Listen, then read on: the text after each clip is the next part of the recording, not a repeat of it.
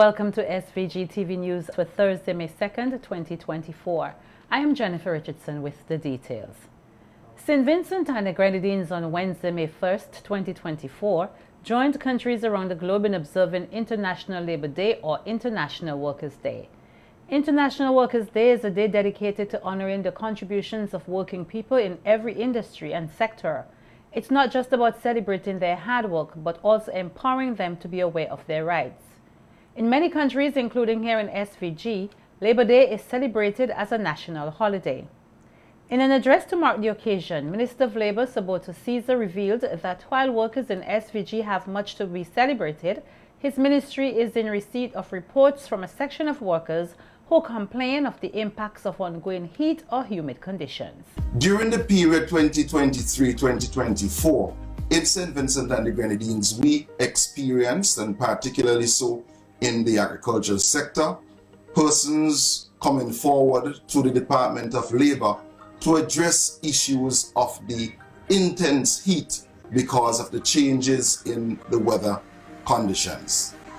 We are going to ensure that persons who continue to work as unsheltered workers here in St. Vincent and the Grenadines, that they receive the requisite protection that is necessary for them to perform their duties. The minister added that improvements have been made to the workers' population in SVG, pointing to the increase in the number of qualified young people entering the workforce. We are doing so in an environment where we continue to witness hundreds of our students leaving St. Vincent and the Grenadines to pursue studies internationally, and they are definitely adding to the human resource capacity of our country. We can boast here in St. Vincent and the Grenadines of having an exceptional cadre of persons who are working, who can lift the work ethic of our country to grapple with the challenges that we are facing. Since the opening of the Argyle International Airport, we have seen an exponential expansion in the hospitality industry.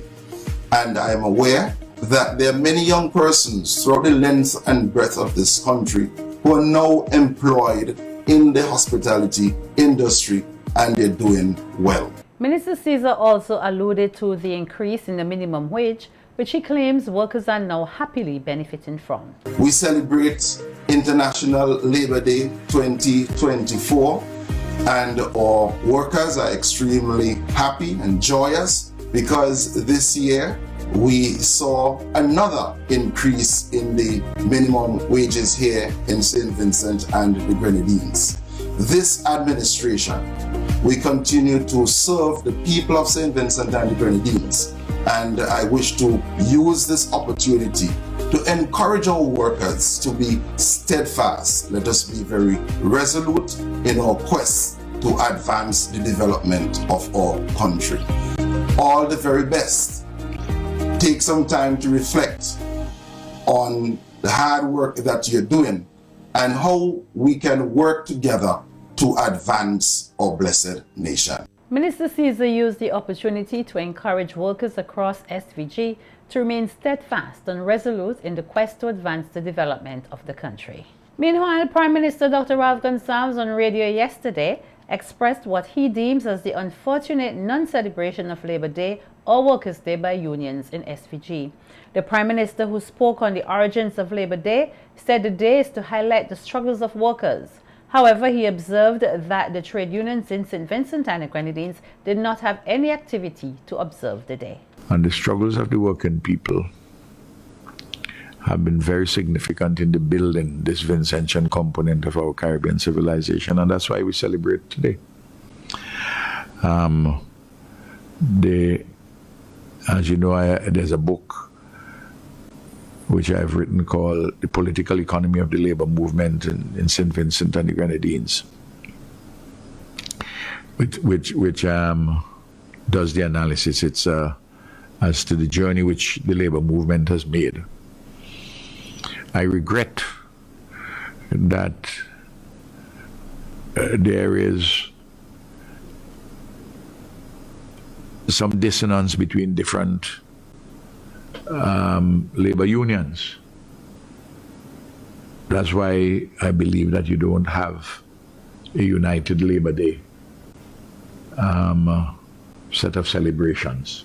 The Prime Minister noted that his government would support the unions if they had plans for the occasion, such as a march, stressing that it is not for the government to take on that role. And the workers have to tell their leaders that we must stop that.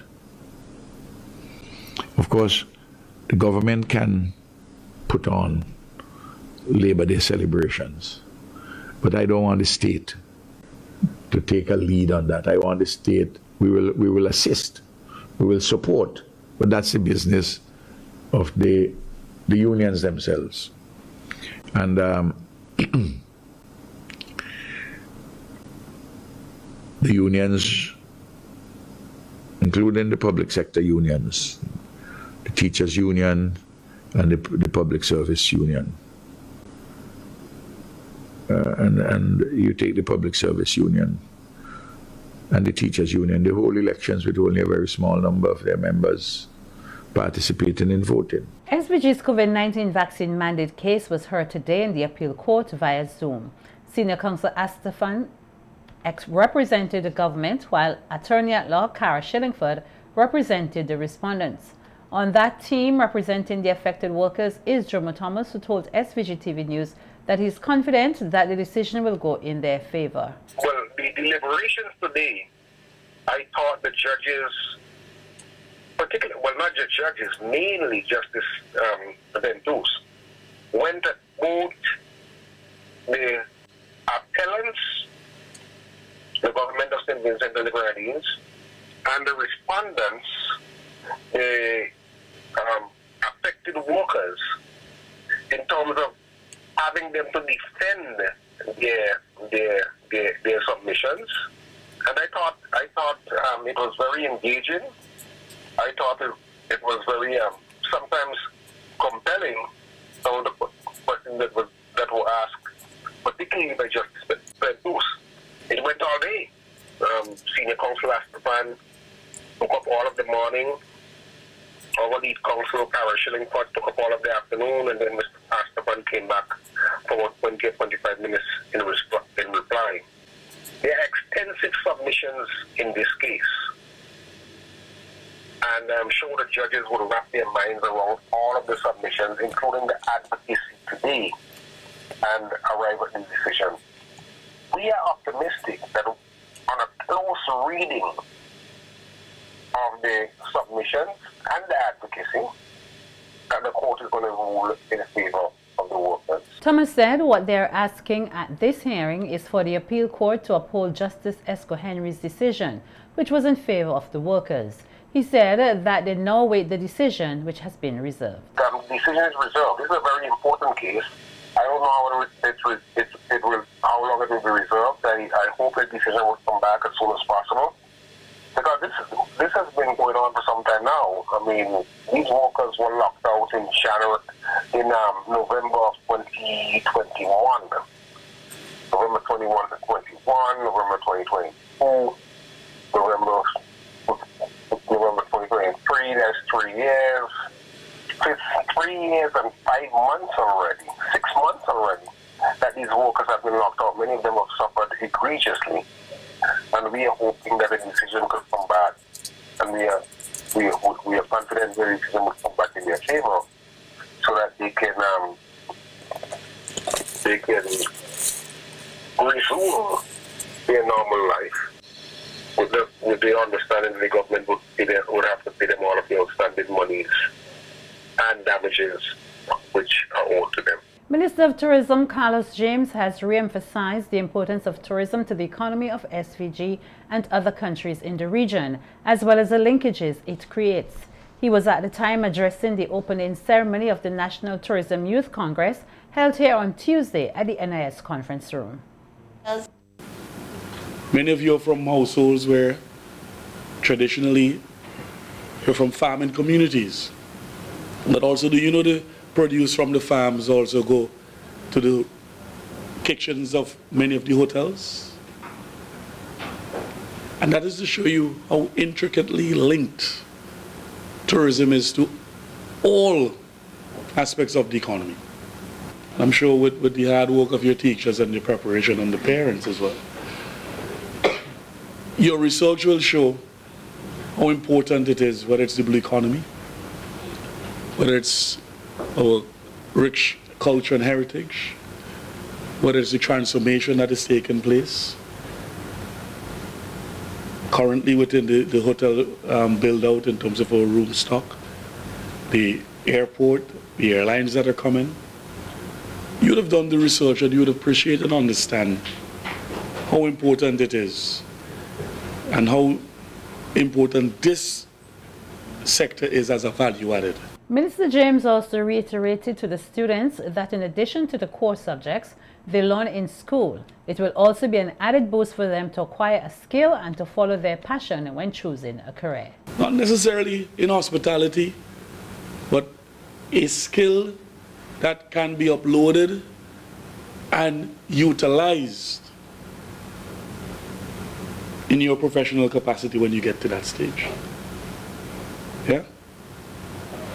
So we focus heavily on the traditional core subjects, which are important. I'm not saying it's not important, but I want you to also appreciate those who are in TVET, those who are focused on the sciences in relation to hospitality and gastronomy, those who are even looking at careers in hospitality or backroom careers in accounting or as simple as landscaping. I want to say to you that a landscaper, a good landscaper who's worth his salt in this country right now today will make more money than any of your teachers, me as a Minister of Tourism, your principals, and I want you to have an appreciation of that because there are skill sets that are not the traditional skill sets which many of us are not attracted to. And you have to research and follow your path, your passion, and understand that within the ecosystem in which we exist, we all have an important role to play. And there are many professions which may not necessarily be the nice ones where you get to dress in suits, but you put on water boots, but you can make even a greater contribution to our economy and our society generally than persons who put on the high heels and the lipstick and the makeup. I want you to appreciate that. Pointing to a number of careers in tourism and the linkages to sustainable livelihoods, Minister James said, while selling and promoting the tourism product is commendable, it is equally important to preserve and protect the environment, and everyone has a role to play in this regard. If you are from an area which is traditionally a fishing community, don't be afraid to have an interest in marine life and making a career out of conservation or protecting the environment. Because consultants are being paid heavily to do a lot of research in these areas. And all of that is intricately linked, again, back to our tourism product. So I want to say to you, tourism is very broad. It is very multifaceted. And importantly, it is one of the major economic drivers of our economy. And we need more young people to have a greater interest in the varying disciplines within the tourism sector.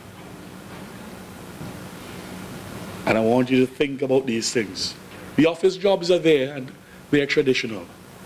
But I want you to think about broadening your scope of thinking and where your career path can take you and how important that role that you play going forward as the next generation of leaders, the role that you can play within our development, our economy, and importantly, protecting and preserving livelihoods and our environment that is around us. All of that, in part and parcel, is what makes tourism everyone's business in this country, and why it is important and integral to our development. The National Tourism Youth Congress was won by Dirana Brewster, representing the Girls High School. She made a presentation based on the blue economy. As the winner of the National Tourism Youth Congress, Brewster will take up the role as the 2024 Junior Minister of Tourism for SVG and is expected to represent SVG at the Regional Tourism Youth Congress later this year. The Regional Tourism Youth Congress forms part of the Caribbean Tourism Organization's annual State of the Industry Conference and seeks to shape future tourism industry leaders by using its platform to incite and inspire change through their presentations on issues relevant to the growth and sustainability of the tourism sector. The National Parks, Rivers and Beaches Authority today hosted an opening ceremony for its Awareness Month of activities under the theme, Connecting People to Parks. Delivering remarks at the opening ceremony held at the JC's building parking lot, Acting Director of National Parks Authority, Radhika Tanis, said the National Parks Authority is focused on creating connection to the country's parks and to nature as a means of sustaining lives and livelihoods. She went on to explain that with the new challenges brought on by climate change, the need to understand our natural environment has become critical. Let us briefly consider some other intrinsic benefits of connecting people to parks. For example, recreation or children. For children, especially with disabilities, finding ways to get active can be difficult. A park with an inclusive playground that allows children to play and have fun makes a difference. It removes devices in this modern age where device and connection to devices is the be-it-all. And it allows children to come together and enjoy each other's company. Studies have shown that children who engage with others of different abilities from themselves increase their positive feeling for others, and playgrounds and parks serve as the community space where children of all backgrounds can gather and play together. When children play with other children, they can learn to respect different perspectives, backgrounds, and experiences. Parks provide that space that helps children to foster greater sense of empathy and meaningful connections. What about nature and biodiversity? The environmental benefits of parks are equally as important as other benefits. Parks allow indigenous flora and fauna to flourish in the natural environment. Visitors have the opportunity of seeing what plants grow naturally in a particular area. For example, La Soufrière. The vegetation there is unlike any other throughout our island. Protected spaces like our parks allow for observance of birds, iguana, agouti, and so much more in their natural environment. Tanis said climate change is something that we deal with on a daily basis, and while higher temperatures make it more necessary to use utilities for indoor comfort, parks can provide their own areas of cooling to lessen the effects of heat, hence their importance to people and the environment. With climate change pushing temperatures higher each year, finding respite from the heat becomes even more critical. Parks tend to have lower temperatures when compared to the surrounding areas. Some studies have reported that park temperatures can feel as much as 5 degrees cooler when compared to other surrounding areas. We realize that traditional knowledge and growing scientific evidence shows that spending time in nature is good for our mind, our body, and our soul. Community groups, schools, government, health authorities, and recreational organizations worldwide are tapping into the healing power of nature. Research now shows that viewing natural scenes lowers blood pressure, reduces stress, and boosts well-being. Put simply, nature is good for you. Therefore, we at the National Parks, Rivers and Beaches Authority encourage all Vincentians to begin their connection to a park during the month of May. However, in utilizing these parks, remain alert to our individual role as stewards of the environment and to protect and conserve for continued use and for future generations. Remember, conserving nature sustains lives. Meanwhile, Communication and Public Education Officer of the National Parks Authority, Twanik Barrow, outlined the activities that will help to increase public awareness about the importance of our parks, including educational sessions, a poster competition, and free entrances throughout the month, mainly on Tuesdays and Thursdays at selective national park sites.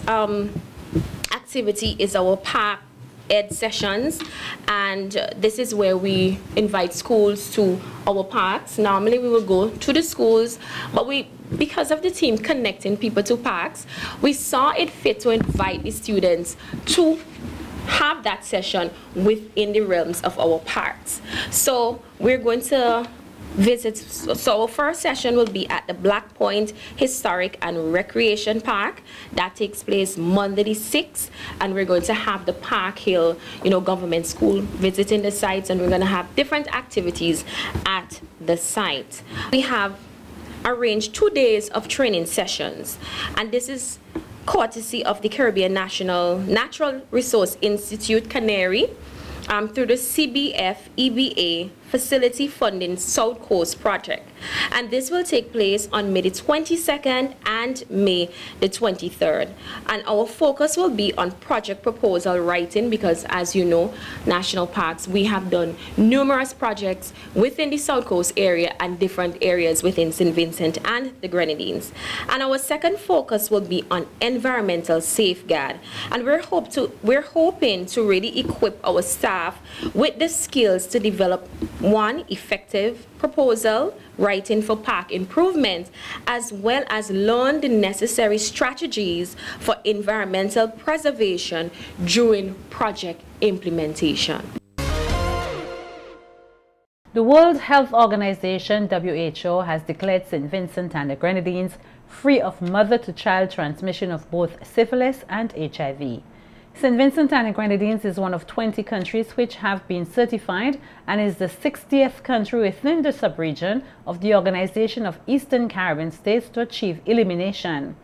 In an interview with the Agency for Public Information, Minister of Health Sinclair Prince said it is a major achievement for primary health care in the country, and that SVG has proven that ending pediatric HIV and mother-to-child transmission of syphilis is achievable. We, of course, have been doing this for a while. I commend all the healthcare workers who have been involved in this.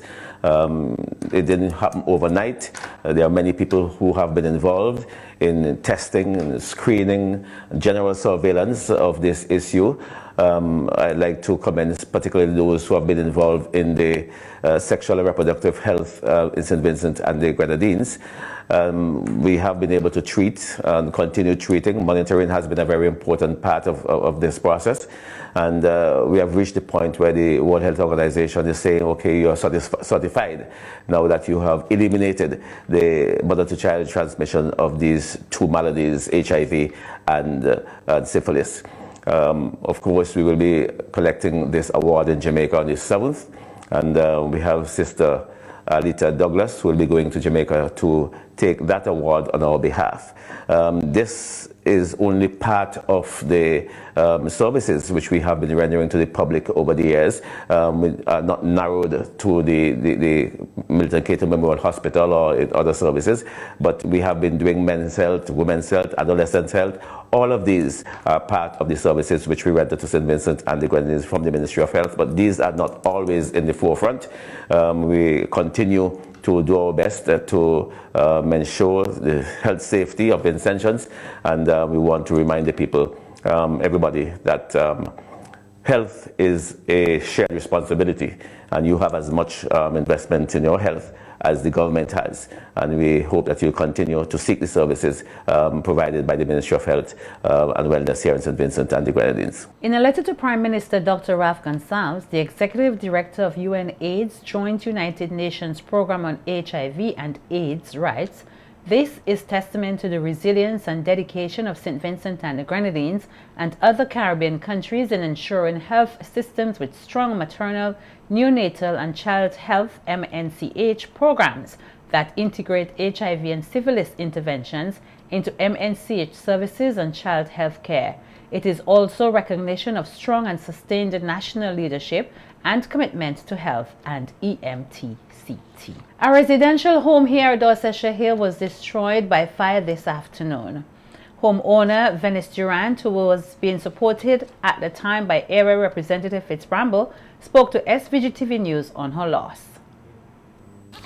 I just want to say I don't know what I am going to do from here, but I am desperately in need of help I need to get in touch with the Prime Minister. He need to assist me here. I lost everything, my clothes, all the men tools and everything, and we are here, we are desperate now. I went into town and I came back. As soon as I came back, the current went for the morning. And the current came back and I was downstairs the house there and a lady shouted me and said, "Venice, come, your house on fire." By the time I came out, the whole house was on fire. So I don't know what is going to happen from here, but I need help. We know, I mean, the camera would show you the residents around, and it's really a sad occasion. As Venice said, she's in desperate need of help, and I hope people would reach out. I would also exert my own efforts as the representative of the area to see whatever help we can get for this family. So thanks again, and we hope that persons would reach out and render their assistance. I can be reached at the NDP headquarters, and anybody else who might be able to help. And please. Anybody can reach me at 433-9749. See that number again, Venice? 433-9749. Now into the final 30 days of the National Firearms Amnesty, the NFA 2024, the Royal St. Vincent and the Grenadines Police Force, the RSVGPF, is continuing with its community engagements in the form of walkabouts and town hall meetings to sensitize the public about the amnesty's provisions and to address issues of gun violence, crime and citizen safety. The next round of community engagements will begin today in the Park Hill community. The activities will then move on to Camden Park on May 16th, Sandy Bay on May 23rd, and culminate on May 30th in Barrowley. The RSVGPF is reiterating to the public that the amnesty is a no questions asked, no prosecution initiative, noting that it allows anyone who has an unlicensed firearm, replica or imitation firearm, a component part of a firearm or ammunition in his or her possession to surrender them to the police or any of the following agents: Justice of the Peace, Barrister Solicitor, Parliamentarian, Minister of Religion, firearm dealers. The National Firearms Amnesty seeks to give individuals the opportunity to surrender firearms and ammunition to the RSVGPF that they possess without the benefit of a license granted under Section 4.3 of the Firearms Act, without fear of prosecution for contravention of the Firearms Act. The National Firearms Gun Amnesty was introduced on Friday, the 1st of March 2024 for 91 days. It will conclude on Friday, the 31st of May 2024.